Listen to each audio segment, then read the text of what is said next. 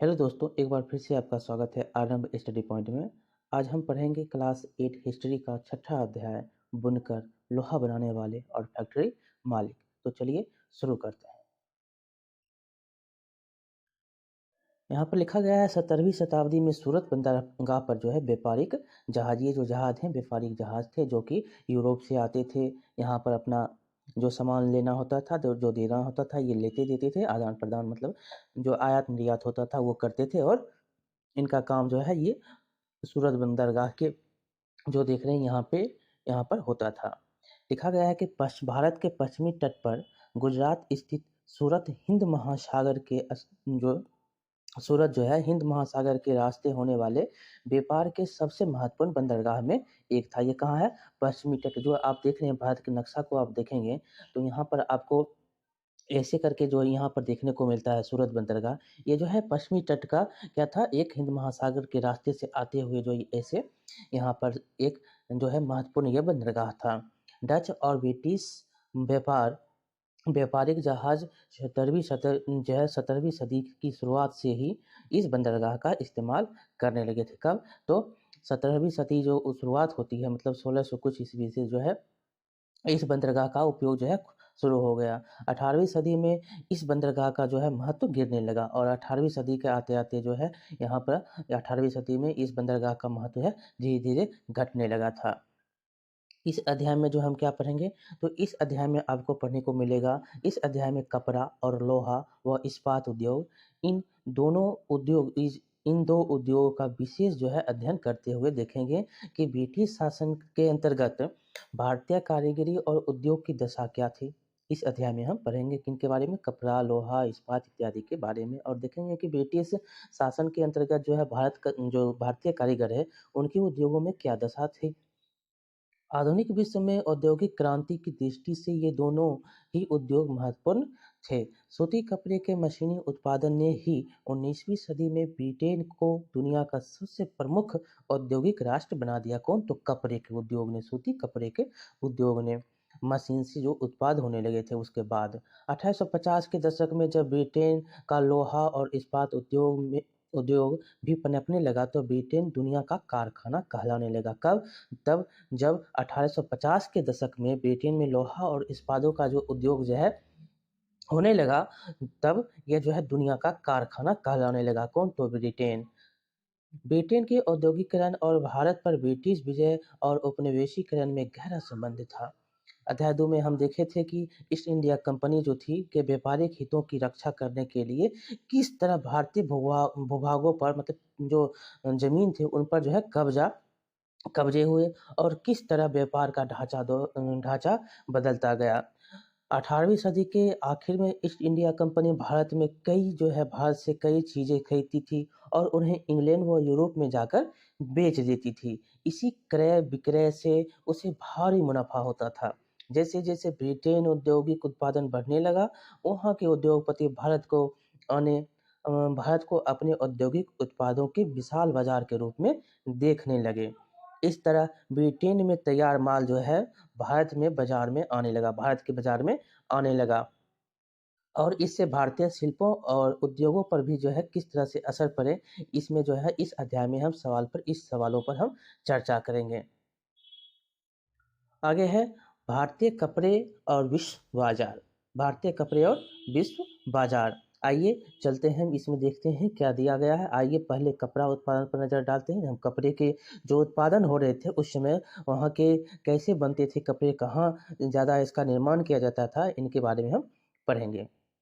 बंगाल पर अंग्रेजों की विजय से पहले 1750 के आसपास भारत पूरी दुनिया में कपड़ा उत्पादन के क्षेत्र में औरों से कोसों दूर, मतलब कोसों आगे था।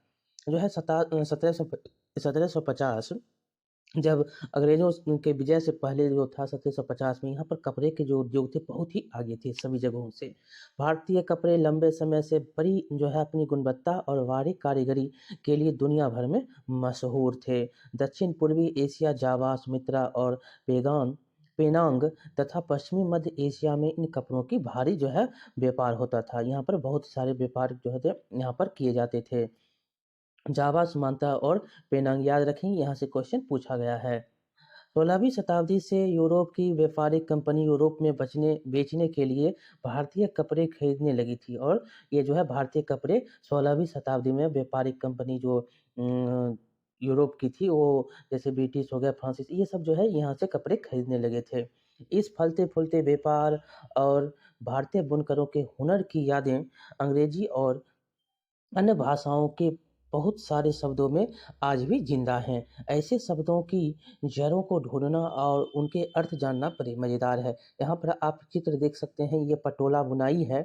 19वीं सदी की ये मध्य की बुनाई है, जो पटोला बुनाई सूरत की ये बुनाई है। ये पटोला बुनाई सूरत, अहमदाबाद और पाटन में होती थी। इंडोनेशिया में इस बुनाई का भारी बाजार था और वहाँ यह स्थानीय बुनाई परंपरा का हिस्सा बन गई थी और वहाँ पर जो है इस स्थानीय परंपराई बुनाई का वो ये जो कौन तो पटोला बुनाई इंडोनेशिया में ये हिस्सा बन गई थी। अब आगे है, शब्दों में इतिहास छिपा है। शब्दों में इतिहास छिपा है, क्या है? तो यूरोप के व्यापारियों ने भारत से आया बारीक सूती कपड़े सबसे पहले मौजूदा इराक के मोसुल शहर में अरब व्यापारियों के पास देखा था। कहाँ देखा था? तो मोसुल के शहर अरब व्यापारी जो थे उनके पास देखा था। कौन? तो यूरोपीय के जो व्यापारी थे। इराक के मोसुल शहर में अरब के व्यापारी जो थे उनके द्वारा जो है ये सूती कपड़ा देखा गया था। इसी आधार पर वे बारीक बुनाई वाले सभी कपड़े को मसलिन मतलब मलमल कहने लगे और इसको मलमल मलमल कहने लगे। मसलिन मतलब होता है मलमल। जल्दी ही यह शब्द खूब प्रचलित हो गया। मसालों की तलाश में जब पहली बार पुर्तगाली भारत आए तो उन्होंने दक्षिण पश्चिम भारत में केरल के तट पर कालीकट में डाला था। ये याद रखेंगे, कहाँ पर पुर्तगाली ने सबसे पहले अपना डेरा डाला? तो कालीकट। कहाँ है ये? केरल में है। यहाँ से क्वेश्चन पूछे गए हैं। ये दक्षिण पश्चिम का क्षेत्र आप जो देख रहे हैं ये क्षेत्र है, यहाँ पर केरल है। और आगे है, कालीकट जो है वहाँ पर डेरा डालता है। उसके बाद क्या होता है, यहाँ से वे मसालों के साथ साथ सूती कपड़े भी ले गए। कालीकट से निकलने शब्द को कैलिको कहने लगे और कालीकट से जो निकला शब्द था, कालीकट से निकले शब्द को क्या कहने लगा? वो कैलिको नाम दिया। ये भी क्वेश्चन यहाँ से पूछा गया है। बाद में हर तरह के सूती कपड़ों को केलिको ही कहा जाने लगा और जो यहाँ से सूती कपड़े ले गए थे उनको केलिको कहा गया। क्यों? तो कालीकट से वो निकला था इसीलिए। और बाद में जो है इसका नाम जो है केलिको ही पड़ गया। ऐसे बहुत सारे शब्द हैं जो पश्चिम बाजारों में भारतीय कपड़ों की लोकप्रियता की कहानी कहते हैं। चित्र 3 में हम देखेंगे। चित्र 3 में आप देखिएंगे कि आप एक ऑर्डर बुक का पन्ना देख सकते हैं। इसमें हम आपको दिखाएंगे जो ऑर्डर बुक का एक पन्ना है, जिसे 1730 में ब्रिटिश ईस्ट इंडिया कंपनी ने कलकत्ता स्थित अपने नुमाइंदों के पास भेजा था। कब? तो 1730 ईस्वी में। आगे है, वही की मुताबिक वही के मुताबिक उस साल कपड़े के 5,89,000 थानों का ऑर्डर मिला था। कब? तो 1730 में। यदि आप इसी बही के पन्नों को पलटते तो आपको पता चलता कि उसमें सूती और रेशमी कपड़े की 98 किस्मों का जिक्र किया गया। कितने किस्में? तो 98।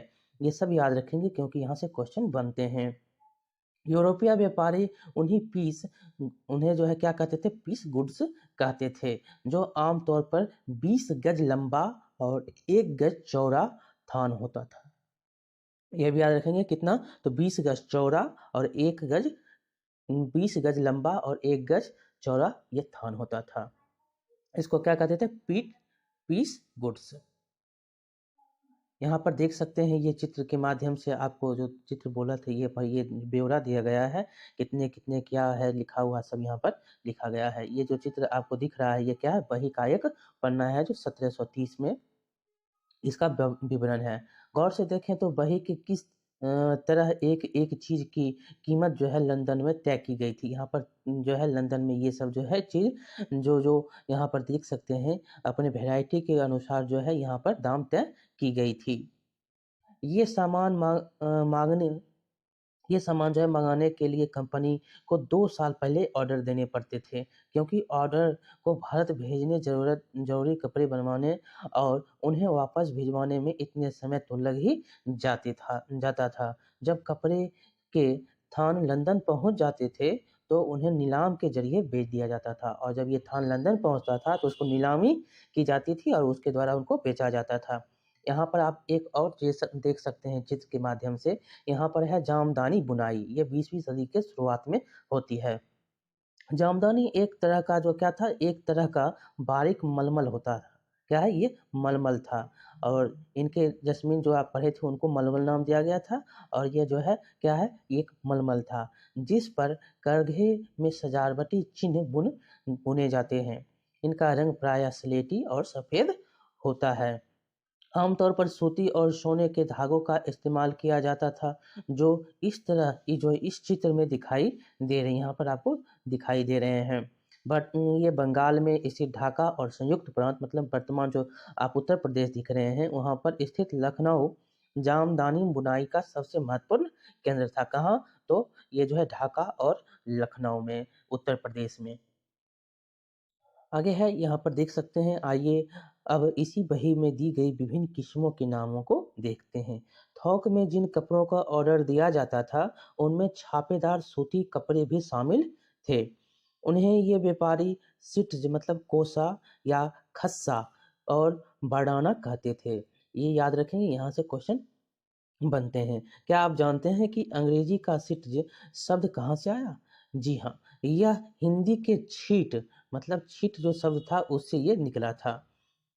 छींट शब्द से निकला था। हमारे यहाँ छींट रंगीन फूल पत्तियों के जो होते थे, रंगीन फूल पत्ती वाले छोटे छापे के कपड़े को कहा जाता है। जो रंगीन छोटे फूल पत्ती के कपड़े होते थे उनको छींट कहा जाता था। 1680 के दशक तक इंग्लैंड और यूरोप में छापेदार भारतीय सूती कपड़े की जबरदस्त जो है मांग हो चुकी थी। आकर्षक फूल पत्तियां, बारीक रेशे और सूती कीमत की वजह से भारतीय कपड़े का एक अलग ही रुतबा था। इंग्लैंड में रईस ही नहीं बल्कि खुद महारानी भी भारतीय कपड़ों के से परिधान बने जो भारतीय कपड़े से बने परिधान पहनती थी। कौन? तो रानी भी।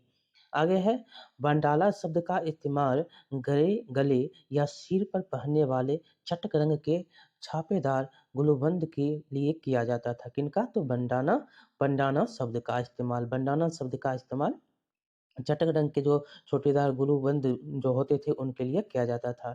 यह शब्द कहाँ से निकला? तो यह शब्द हिंदी के बांधना शब्द से निकला है। ये किससे? तो हिंदी के बांधना शब्द से इनका जो है ये निकला है। यहाँ पर एक चित्र और दिखाया गया है, आप ये चित्र को देख सकते हैं। ये मसूलीपट्टनम जो कि आंध्र प्रदेश में बारीक कपड़े की छपाई मतलब चित्र जो देख रहे हैं, चित्र आपको फूल पत्तियों के दिखाई दे रहे हैं, इनके द्वारा जो है ये मध्य के 19वीं सदी के मध्य के कपड़े हैं। आगे है, ईरान और यूरोप को निर्यात होने वाले छीट का यह बढ़िया उदाहरण है, और ये कहाँ जाता था? तो ईरान और यूरोप। आगे है कि इस श्रेणी में चटक रंगों वाले ऐसे बहुत सारे किस्में के कपड़े जो थे आते थे, जिन्हें बांधने और रग साजी की विधियों से ही बनाया जाता था। बही में कई दूसरी तरह के कपड़े का भी जिक्र है, जिनका नाम उनके जन्म स्थान के अनुसार लिखा है। जैसे देखिए, कासिम बाजार, पटना, कलकत्ता, उड़ीसा, चारपुर आदि। इस शब्दों के व्यापार प्रयोग से इस शब्दों के व्यापक प्रयोग से पता चलता है कि दुनिया के विभिन्न भागों में भारतीय कपड़े कितने मशहूर हो चुके थे। एक कपड़ा यहाँ पर और आपको दिखाया गया है, ये जो देख रहे हैं, ये क्या है? बंडाना डिजाइन है, जो 20वीं शताब्दी के प्रारंभ में शुरू हुआ था। ये जो देख रहे हैं, कपड़े के मध्य से गुजरती लकीर को देखें, ये जो लकीर जो गुजर रही है, ये जो दिख रहा है आपको, ये क्या है? ये लकीर जो दिखाई दे रही है, ये आप जानते हैं यह क्यों? दरअसल ओढ़नी में दो बांध कर रंगे बदल गए। ये क्या है? ओढ़नी में ओढ़नी में 2 बाँध कर रंगे गए और इसको रंगा गया, मतलब टाई एंड डे।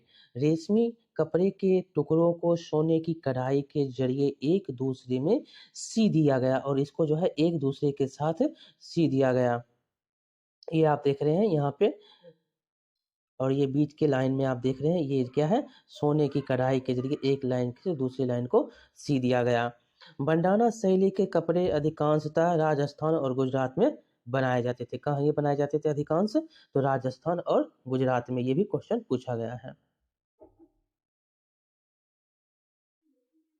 आगे है यूरोपीय बाजारों में भारतीय कपड़ा। क्या है? यूरोपीय बाजारों में भारतीय कपड़ा की आप क्या मांग थी उनकी? तो आप मांग देख रहे हैं कितने लोकप्रिय हो चुके थे। 18वीं सदी की शुरुआत तक आते-आते भारतीय कपड़े की लोकप्रियता जो है लोकप्रियता से बेचैन इंग्लैंड ने ऊन व रेशम निर्माता भारतीय कपड़ों के आयात का जो है विरोध करने लगा। कौन? तो इंग्लैंड के ऊन व रेशम निर्माता जो थे वो भारतीय कपड़ों का क्या करने लगे? अब विरोध करने लगे 18वीं सदी की शुरुआत में।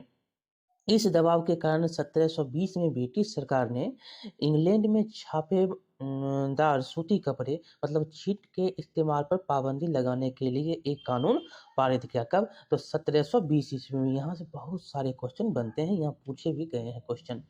संयोगवश इस कानून को भी कैलिको अधिनियम भी कहा गया और इसको भी कैलिको अधिनियम कहा गया, जो कि आप याद रखेंगे कालीकट से जो कपड़े लिए गए थे, यहाँ से सूती कपड़े जो ले जाए गए थे उनको भी कैलिको कहा गया, और इसको भी है जो क्या कहा गया? कैलिको अधिनियम कहा गया। यहाँ से क्वेश्चन कितने बार पूछे गए हैं।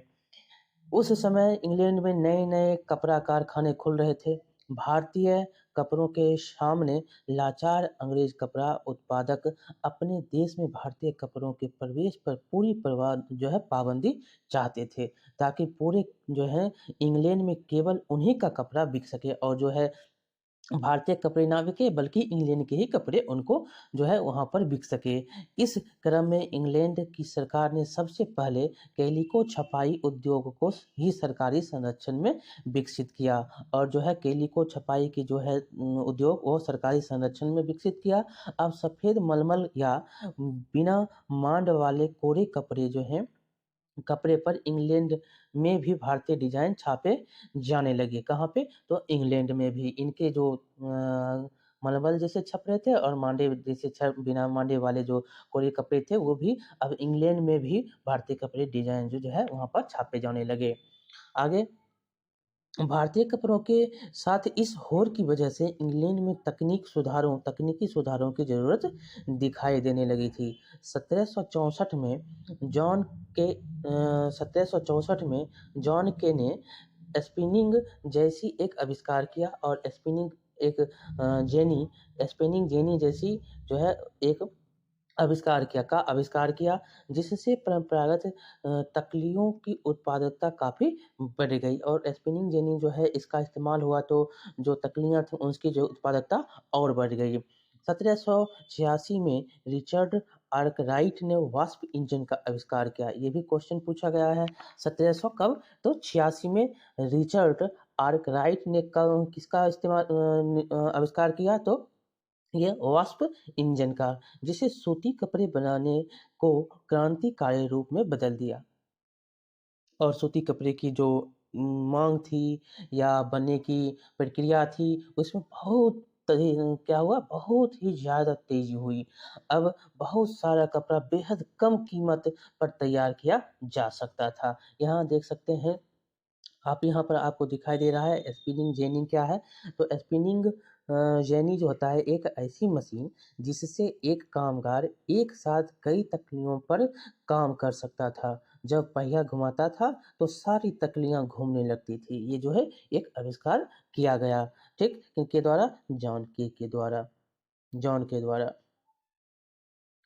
और आगे है, जब ये इन्होंने वास्प इंजन का आविष्कार किया उसके बाद जो है क्या हुआ, तो कपड़ा बेहद कम समय पर और कम कीमत पर तैयार हो रही थी।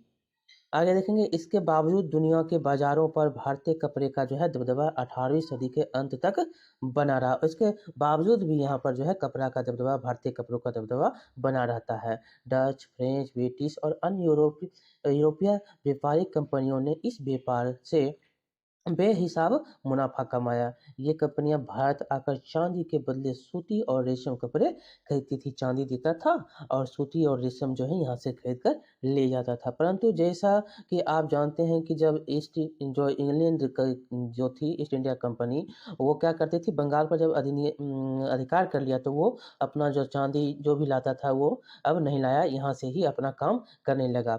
जब इंग्लिश ईस्ट इंडिया कंपनी को बंगाल की राजनीतिक सत्ता मिल गई तो उसे भारतीय चीजें खरीदने के लिए चांदी मंगाने की जरूरत नहीं रही। इसके बारे में हम पढ़ चुके हैं। इसके बाद तो ईस्ट इंडिया कंपनी में ही इसके बाद क्या हुआ, इसके बाद ईस्ट इंडिया कंपनी भारत में ही किसानों और जमींदारों के राजस्व इकट्ठा करके उस पैसे से जो है कपड़ा खरीदने लगी। यहाँ पर आप जानते हैं कि जो किस प्रकार बंगाल के सत्ता मिलने के बाद वह जो है राजस्व को अपने बनाता है और किसानों से, जमींदारों से, जितने भी काम थे उनसे वो राजस्व वसूल करके यहाँ से कपड़े खरीदता था और यूरोप भेजता था।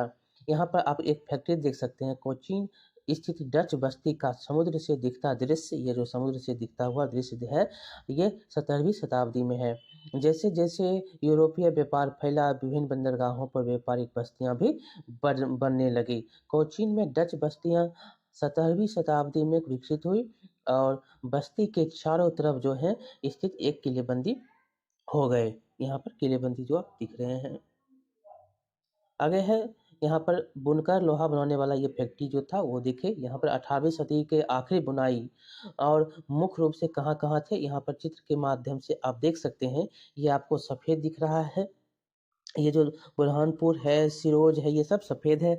चेक और धारीदार कहाँ पर बनते थे, तो चेक और धारीदार सूरत में बनते थे और यहाँ पर पंजाब, लाहौर में बनता था। यहाँ पर आप कोलकाता में देख सकते हैं, पटना में भी बनता था। नो, सफ़ेद जो था ये पटना में बनता था। और सिट जो होता था, सिट ये कहाँ बनते थे, तो ये जो आप देख सकते हैं, ये बुरहानपुर हो गया, सिरोंज हो गया, यहाँ सब ये कपड़े बनाए जाते थे। और है सिल्क, सिल्क कपड़ा कहाँ बनता था, तो सिल्क कपड़ा बनारस में, ढाका में, कोलकाता में और गुजरात में, पत्तन में, यहाँ पर जो है सिल्क कपड़े का निर्माण किया जाता था।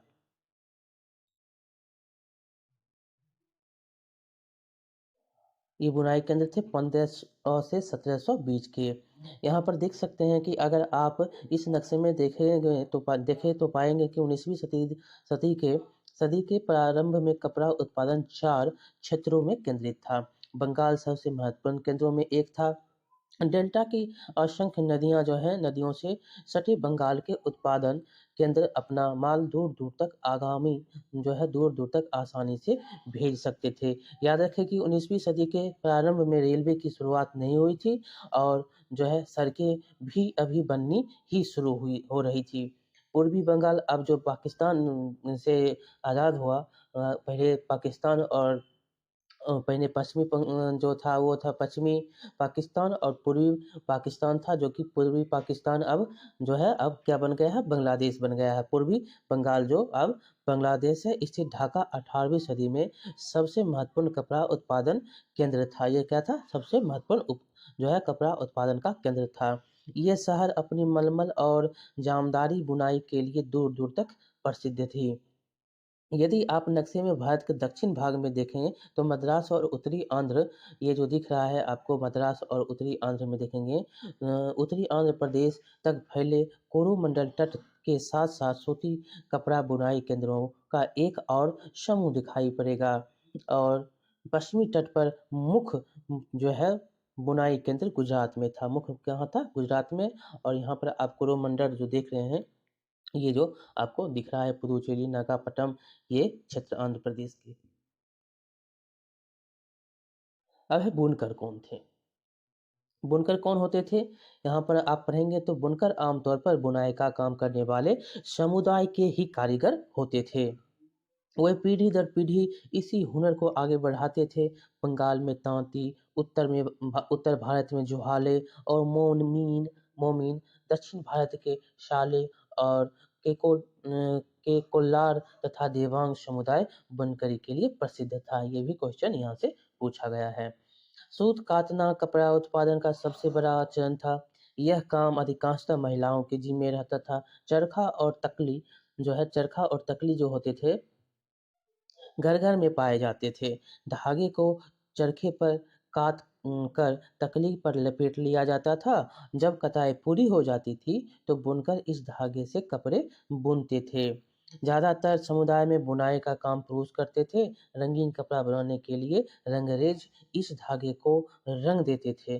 छपाईदार कपड़ा बनाने के लिए बुनकरों को चप्पी चिप्पीनगर चिप्पीगर नामक माहिर कारीगरों की ज़रूरत होती थी। किनको?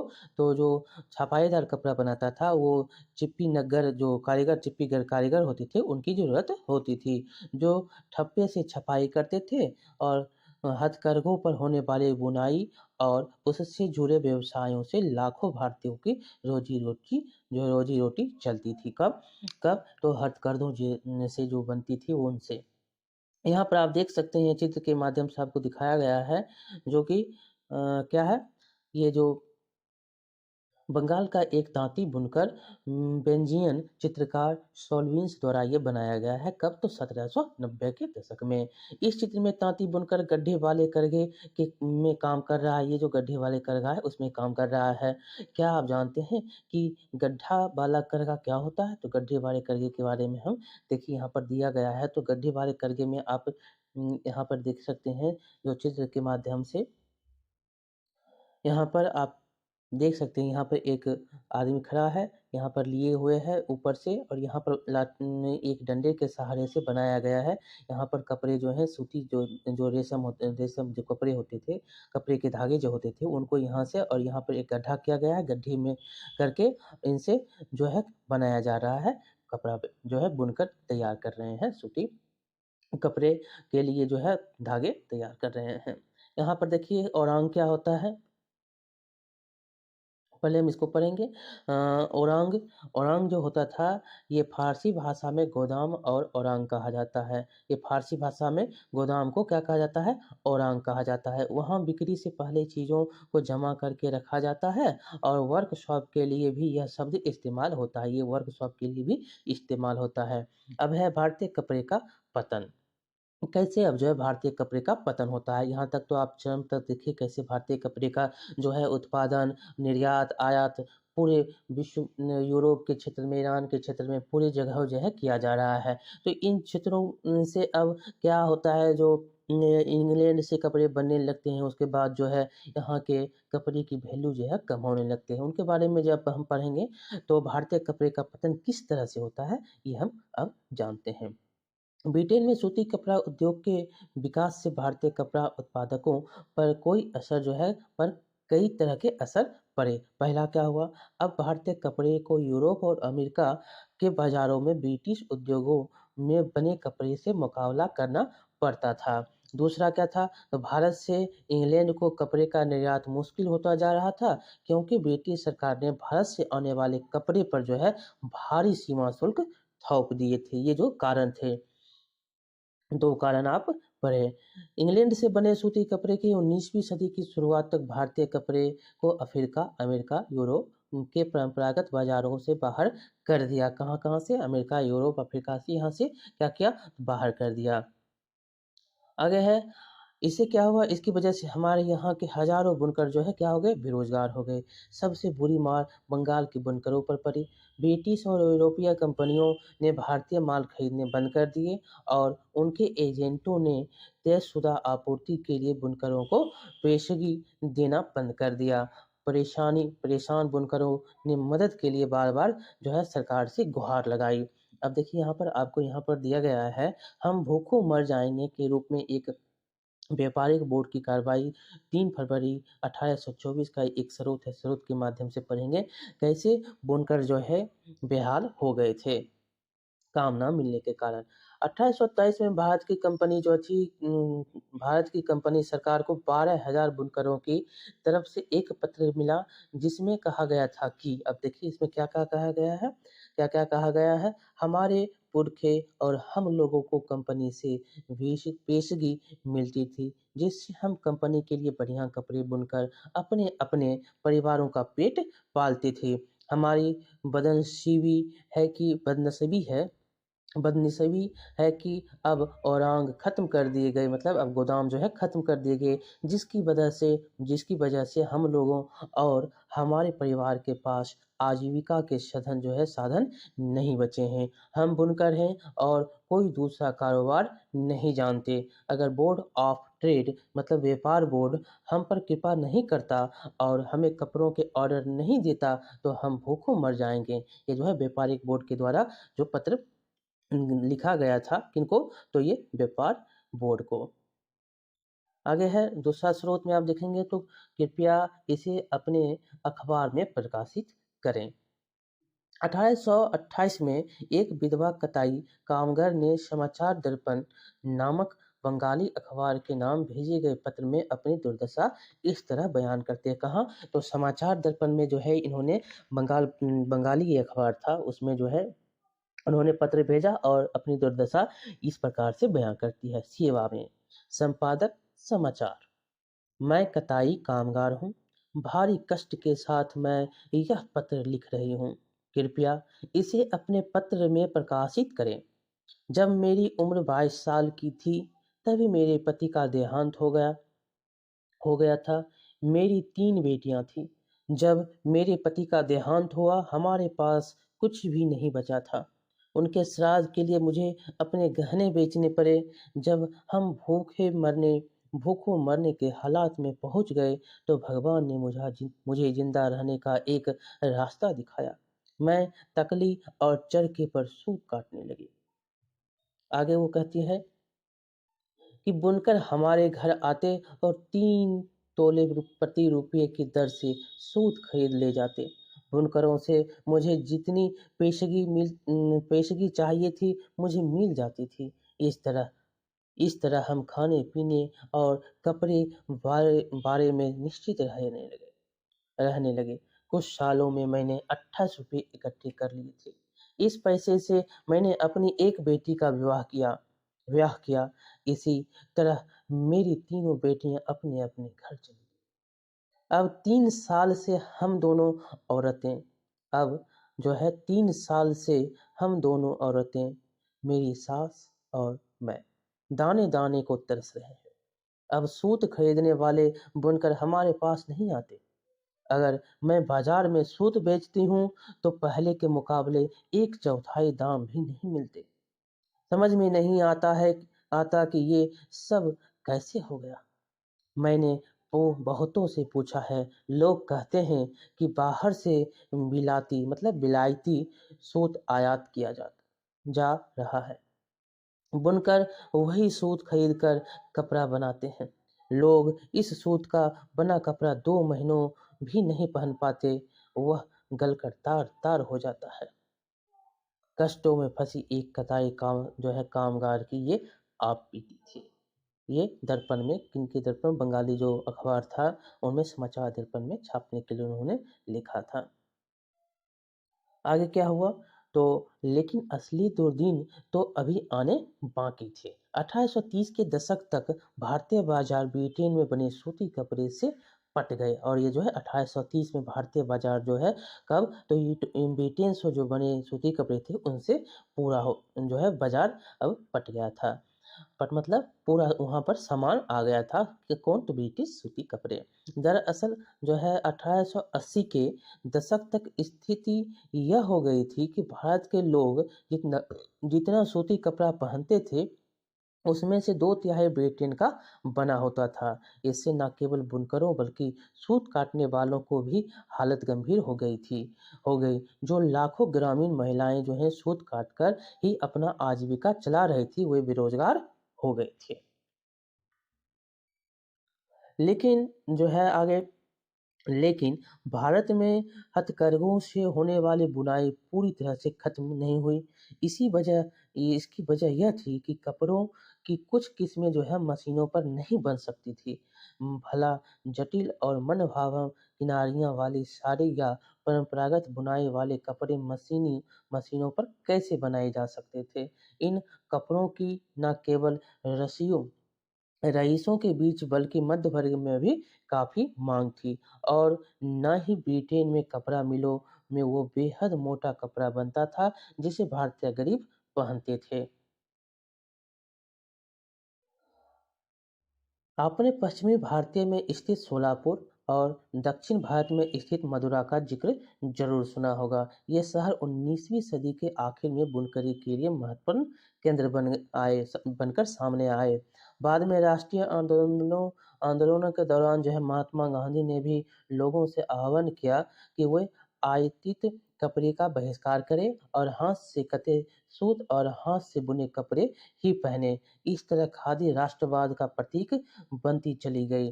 चरखा भारत की पहचान बन गया और 1931 में उसे भारतीय राष्ट्रीय कांग्रेस के तिरंगे झंडे के बीच वाली पट्टी में जो है जगह दी गई। कब? 1931 में। यहाँ से भी क्वेश्चन पूछा गया है।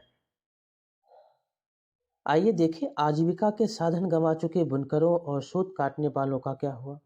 उनमें से बहुत सारे तो खेतिहर मजदूर बन गए थे, कुछ काम की तलाश में शहरों की तरफ चले गए और बहुत से जो थे देश से बाहर अफ्रीका, दक्षिण अमेरिका की बागानों में काम करने के लिए चले गए। इनमें से कुछ हथकरघा बुनकरों को मुंबई, मतलब अब जो है बम्बई जो है मुंबई हो गई है, अहमदाबाद, शोलापुर, नागपुर, कानपुर में खुले नए कपड़ा कारखाना में जो है नौकरी उनको मिल गई।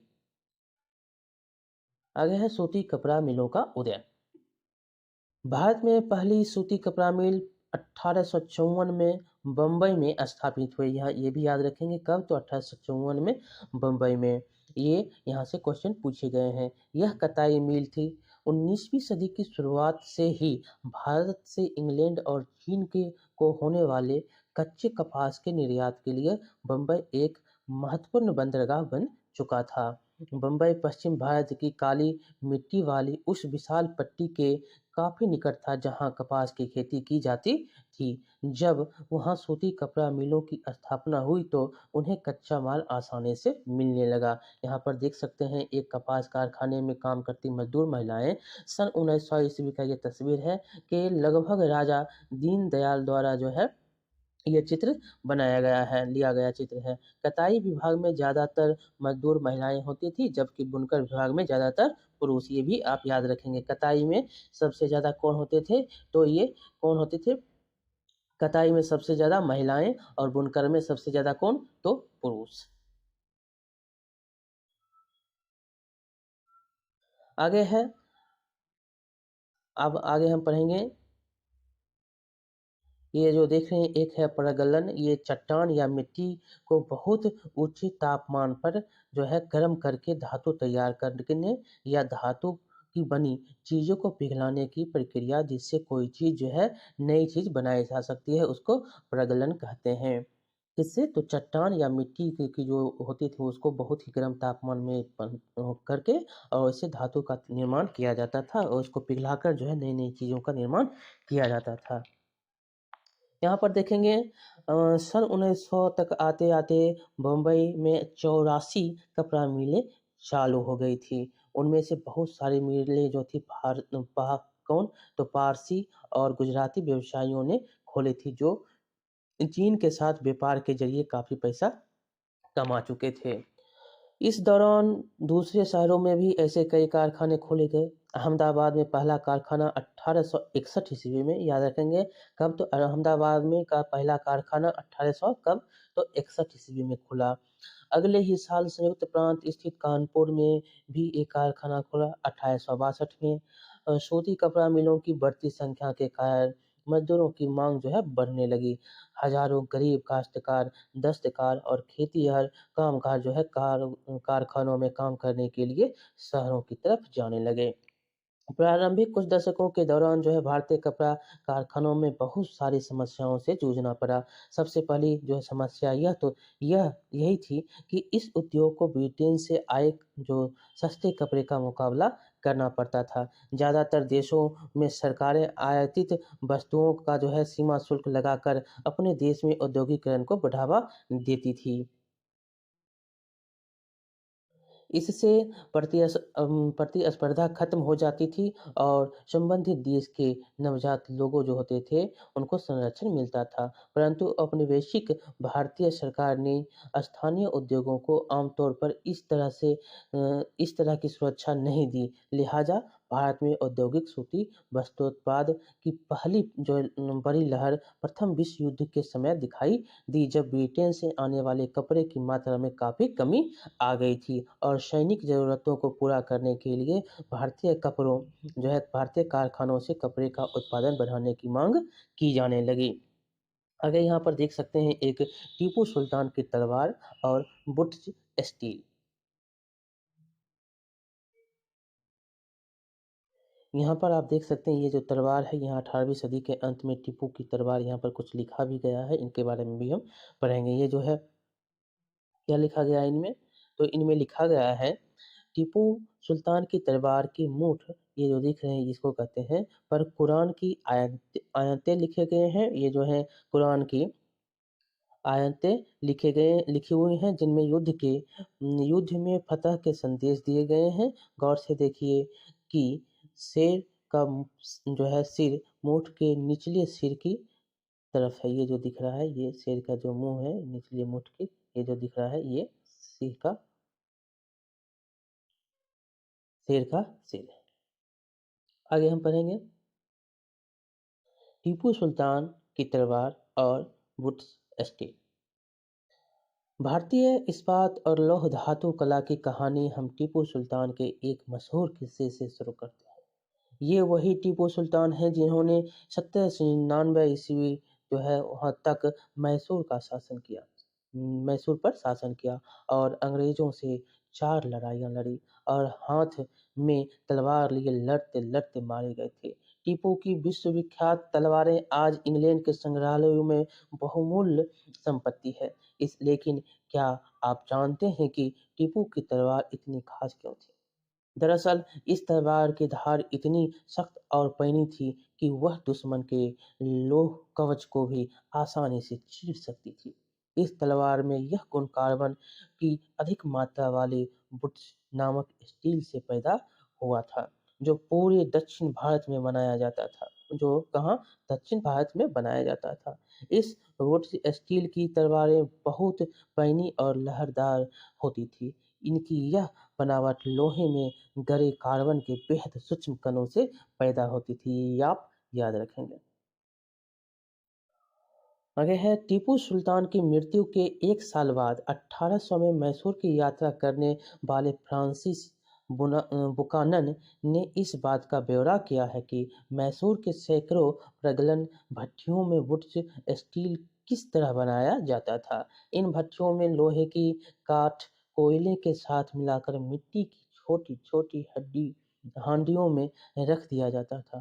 तापमान के जटिल उतार चढ़ाव को नियंत्रित करते हुए प्रागलिक प्राग प्रागलिक जो था प्रलागक प्रगालक प्रगालक इस्पात की सिल्लियाँ तैयार कर लेते थे, जिनका न केवल भारत बल्कि पश्चिमी और मध्य एशिया में भी भारत जो है तलवार बनाने के लिए इस्तेमाल किया जाता था।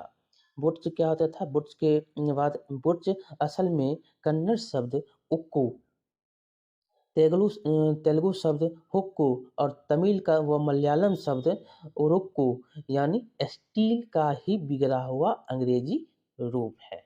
ये सब जो है स्टील का ही जो है अंग्रेजी में जो स्टील हम बोलते हैं, लेकिन मलयालम में उरुक्कू, असम में कन्नड़ शब्द में जो है उक्कू, तेलुगु में हुक्कू, तमिल और मलयालम में उरुक्कू। भारतीय बुर्ज स्टील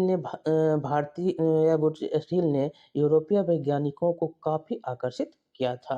विश्वविख्यात वैज्ञानिक और बिजली व विद्युत चुंबकत्व का आविष्कार करने वाले माइकल फैराडे ने भारतीय बुर्ज स्टील की विशेषताओं का 4 साल मतलब 1828 से 22 तक अध्ययन किया। कौन? तो ये माइकल फैराडे थे।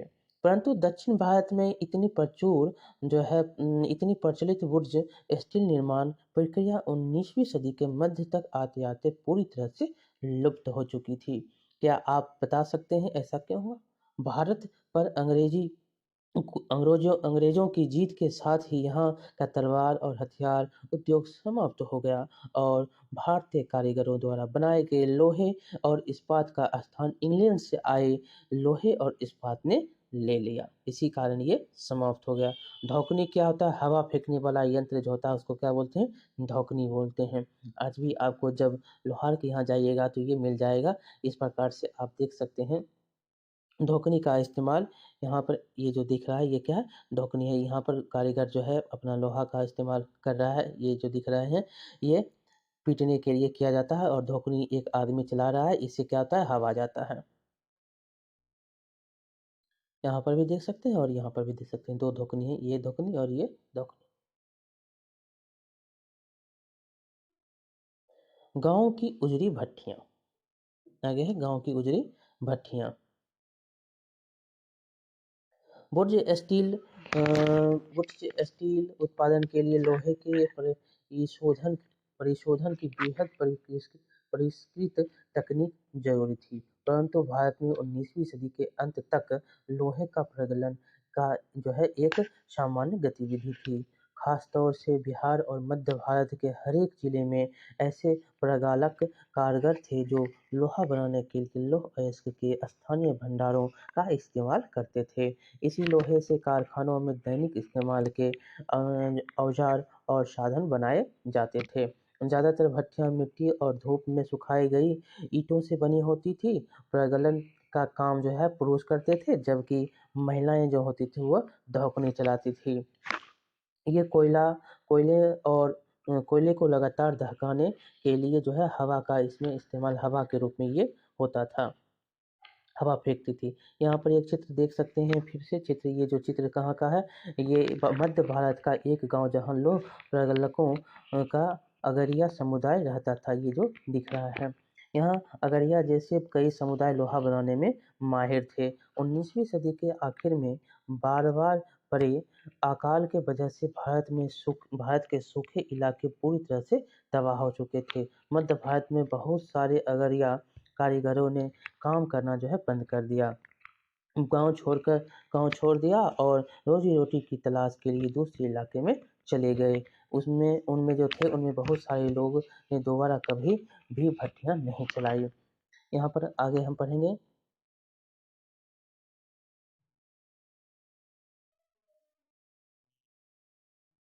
19वीं सदी के अंत तक आते-आते लोहे के प्रगलन का हुनर जो है खत्म हो चुका था। ज़्यादातर लोग जो थे गाँव में भट्टियाँ ठंडी पड़ चुकी थी और लोहे का उत्पादन गिरता जा रहा था। ऐसा क्यों हुआ? तो इसकी वजह तो एक नए वन कानून के ही थे, जिनके कारण जो है बारे में हम पढ़ चुके हैं। जब औपनिवेशिक सरकार ने आरक्षित वनों में लोगों के प्रवेश पर पाबंदी लगा दी, तो लोहा बनाने वालों को कोयले के लिए भला लकड़ी कहाँ से मिलती और लौह अयस्क भी कहाँ से ला सकते थे। वह कानूनों को नज़रअंदाज करते हुए अक्सर चोरी छिपे जंगलों में जाकर लकड़ी इकट्ठा कर लाते थे, परंतु लंबे समय तक केवल इसी तरह अपना कारोबार जारी नहीं रख सकते थे। लिहाजा बहुत सारे कारीगर ने यह पेशा छोड़ दिया और आजीविका से के लिए क्या किए? दूसरे साधन ढूंढने लगे। आगे कुछ क्षेत्रों में सरकार ने जंगलों में आवाजाही की अनुमति दी थी, लेकिन प्रागलकों को अपने प्रत्येक भट्ठी के लिए वन विभाग को बहुत भारी कर चुकाने पड़ते थे, जिससे क्या हुआ? उनकी आय गिर जाती थी। 19वीं सदी के आखिर तक ब्रिटेन से लोहे और इस्पात का आयात भी होने लगा था। भारतीय लोहार भी घरेलू बर्तन और औजार आदि बनाने के लिए आयातित लोहे का इस्तेमाल करने लगे थे। इसकी वजह से स्थानीय प्रागलकों द्वारा बनाए गए लोहे की मांग जो है कम होने लगी। 20वीं सदी की शुरुआत तक लोहा और जो है इस्पात बनाने वाले कारीगरों के सामने जो है एक नई चुनौती खड़ी आ गई। यहाँ पर एक व्यापक उद्योग दिया गया है। यहाँ पर देखेंगे तो एक प्राणी विज्ञान सर्वेक्षण विभाग की एक रिपोर्ट के अनुसार यहाँ पर दिया गया है कि एक ज़माने में लोहा प्रगलन भारत का बहुत व्यापक उद्योग था और गंगा, सिंधु, गंगा और ब्रह्मपुत्र के विशाल बलुआ मैदानों के अलावा शायद ही कोई ऐसा जिला था जहाँ धातु मल ना दिखाई देता है। यहाँ के आदिम लोह प्रागलकों को ऐसे भंडारों के ऐश हासिल करने में कोई परेशानी नहीं होती जिन पर कोई यूरोपीय लोह विशेषज्ञ एक पल के लिए जो है विचार करना भी उचित समझेगा। आगे देखेंगे। आगे है भारत में लोहा व इस्पात कारखानों का उदय। साल कब? तो साल 1904 की बात है। अप्रैल के महीने में अमेरिकी भूवैज्ञानिक चार्ल्स वेल्ड और जमशेदजी टाटा के सबसे बड़े बेटे दोराबजी टाटा, कब? तो भूवैज्ञानिक थे कौन? तो चार्ल्स वेल्ड कहाँ के थे? अमेरिकी वैज्ञानिक थे। 1904 की बात है, यह अप्रैल के महीने की बात है। और जमशेदजी टाटा के जो सबसे बड़े बेटे थे दोराबजी टाटा, वो जो है छत्तीसगढ़ में लौह अयस्क भंडारों की खोजबीन जो है करते घूम रहे थे। कब? तो 1904 ईस्वी में दोराबजी टाटा और चार्ल्स वेल्ड वो भारत में एक आधुनिक लौह व इस्पात संयंत्र लगाने के लिए अच्छे लौह अयस्क भंडारों की तलाश में कई महीने और काफी सारा जो है पैसा खर्च कर चुके थे। जमशेदजी टाटा जो थे, टाटा भारत में बड़ा लौह एवं इस्पात कारखाना लगाने के लिए अपनी संपत्ति का बड़ा भाग जो है खर्च करने को तैयार थे, लेकिन इसके लिए जो है पहली शर्त यह थी कि उम्दा लौह अयस्क भंडार का पता लिया जाए। अब है धातुमल किसको कहते हैं? तो धातुमल जो होता था वो धातु को गलाने से पैदा होने वाला कचरा होता था। तब क्या हुआ? तो वो घूम रहे थे तो और ये जो है अपना जो है लो अयस्क लगाने के लिए बहुत सारे पैसे खर्च करने को तैयार थे, लेकिन जो है लो अयस्क का भंडार पहले पता लगाने के लिए वो इतने काम कर रहे थे और लो अयस्क पता लगाने की बात हो रही थी। एक दिन कई घंटे तक जंगल की खाक छानने के बाद बेल्ट और दोराबजी एक छोटे से गांव में जा पहुंचे। वहां उन्होंने देखा कि कुछ स्त्री पुरुष टोकरियों में भरकर लौह अयस्क ले जा रहे थे। ये अगरिया समुदाय के लोग थे। जब उनसे पूछा गया कि वे अयस्क कहाँ से लाए हैं, तो उन्होंने दूर स्थित एक पहाड़ी की तरफ उंगली उठा दी। बेल्ट और दोराबजी घने जंगलों में होते हुए काफी देर बाद थककर उस पहाड़ी पर जा पहुंचे। पहाड़ी का अध्ययन करने के बाद बेल्ट ने बताया कि उन्हें जिस चीज की तलाश थी वह मिल चुकी है। रंझारा पहाड़ियां दुनिया के सबसे बेहतरीन लौह अयस्क भंडारों में से एक थी। कहाँ? रंझारा पहाड़ी। ये आगे है कि लेकिन यहाँ एक परेशानी थी। यहाँ सूखा इलाका था और कारखाना चलाने के लिए आसपास कहीं पानी नहीं थी। लिहाजा कारखाना चलाने के लिए सही जगह के बारे में टाटा की तलाश जारी रही। अगरिया समुदाय के लोगों ने ही लौह अयस्क का एक और स्रोत ढूंढने में मदद की, जहां से बाद में भिलाई स्टील संयंत्र को अयस्क की आपूर्ति की गई। जो है यहाँ पर भिलाई जो स्टील संयंत्र है उनकी जो है आपूर्ति यहाँ से की गई पूरी। यहाँ पर देख सकते हैं सुवर्ण रेखा नदी के किनारे बनी Tata iron steel and factory 1940। यहाँ से पूछा गया है Tata and steel iron company किस नदी के किनारे है? तो ये सुवर्ण रेखा नदी के किनारे है। कुछ साल बाद जो है सुवर्ण रेखा नदी के तट पर बहुत सारा जंगल साफ करके फैक्ट्री और एक औद्योगिक शहर बसाने के लिए जगह बनाई गई। इस शहर को जमशेदपुर नाम दिया गया और इसी को क्या कहा गया? तो ये जो शहर बसा इसको क्या कहा गया? तो जमशेदपुर। ये किस नदी के किनारे है? सुवर्ण रेखा नदी के किनारे है। याद रखेंगे, यहाँ से बहुत सारे क्वेश्चन बनते हैं। ये जो है कहाँ पर है? तो ये झारखंड में है।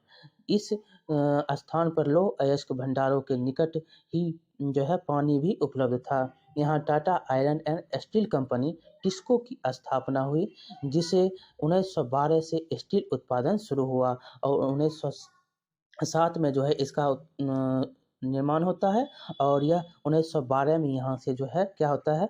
1912 से स्टील का उत्पादन हो जाता है। ये टिस्को कंपनी के बारे में बहुत बार क्वेश्चन पूछा गया है, किस नदी के किनारे है? तो इसका पूरा नाम भी पूछा जाता है, तो पूरा नाम याद रखेंगे, Tata iron and steel company, जिसको टिस्को कहते हैं। टिस्को का फुल फॉर्म ये है।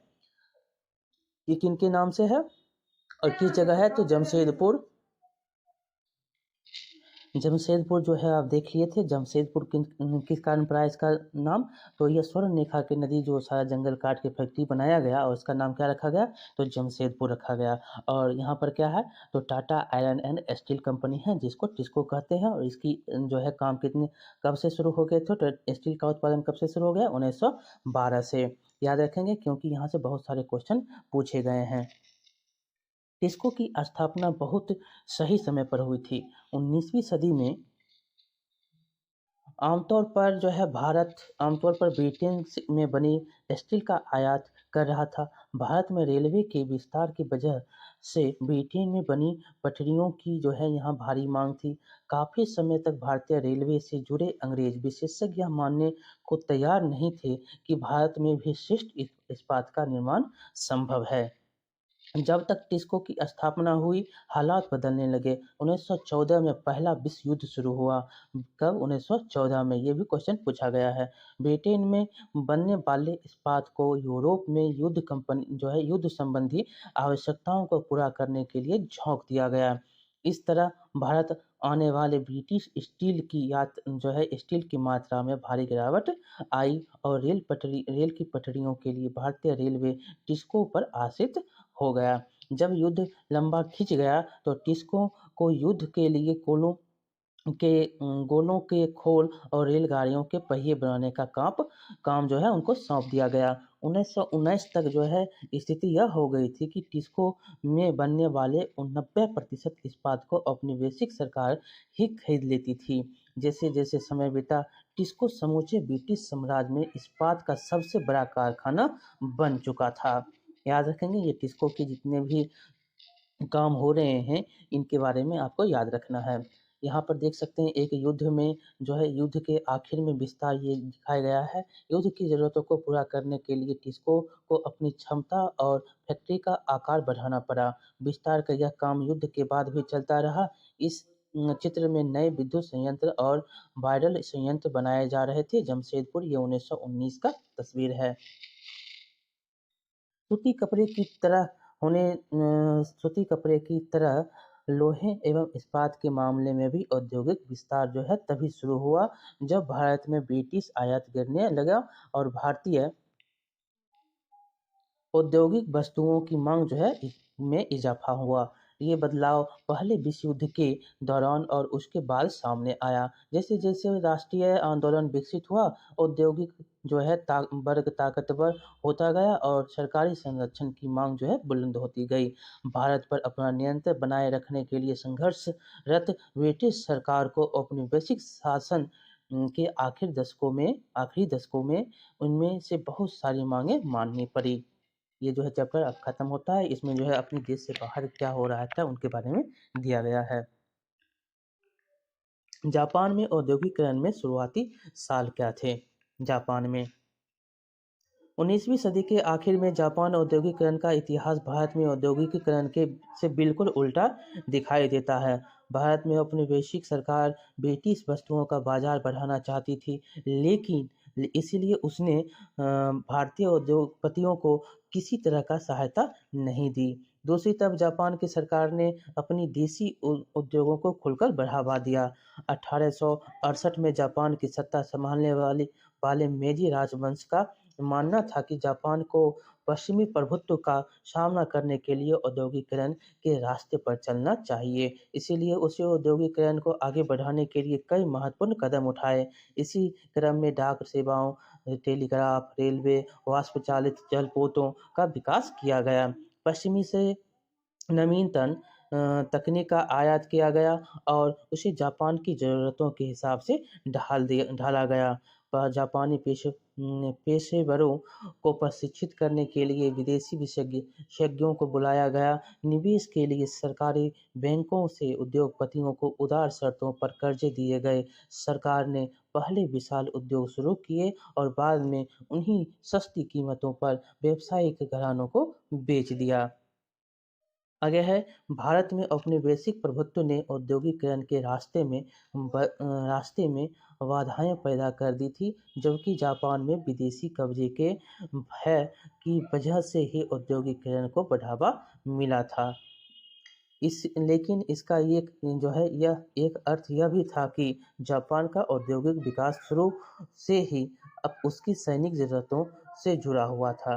तो चलिए, ये चैप्टर जो बहुत ही इम्पोर्टेंट था, इस यहाँ से बहुत सारे क्वेश्चन आपको देखने को मिलते हैं। औद्योगिक किसको के बारे में पूछा जाता है, कौन थे उनको बारे में पूछा जाता है, कहाँ से शुरू हुआ ये सब, स्टील का काम, बुनकर कौन थे, बुनकर का काम कहाँ से शुरू हुआ, ये सब आपसे पूछा जाता है। तो चलिए, बहुत बहुत धन्यवाद। ये चैप्टर आपको कैसा लगा आप बताएंगे। बहुत बहुत धन्यवाद। अगले वीडियो में हम मिलते हैं, तब तक लाइक करिए, शेयर करिए और सब्सक्राइब करिए। जितना हो सके शेयर करिए। बहुत बहुत धन्यवाद।